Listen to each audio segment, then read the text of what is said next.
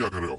अब तुम्हारा यहाँ पर कोई काम नहीं। इस लड़की ने कोई चीज नहीं चुराई, आपको इसे छोड़ देना चाहिए। अब तुम मुझे बताओगे कि क्या करना है। इस लड़की की पूरी इंटेरोगेशन कर लिया हमने, और तुमने हमें कॉल करके इसके खिलाफ रिपोर्ट दर्ज करवाई थी।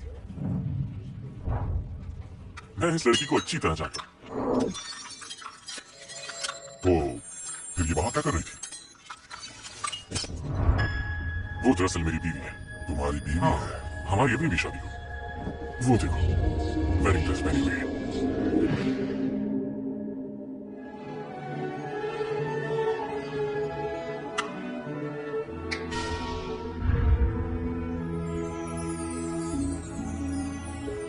हम दोनों ने हनीमून पर भी जाना, लेकिन ये यहाँ बुरी तरह फंसी हुई है बेचारी। मैं आपसे बहुत माजरत चाहता हूँ, बस अभी रिहा कर देता हूँ इन्हें।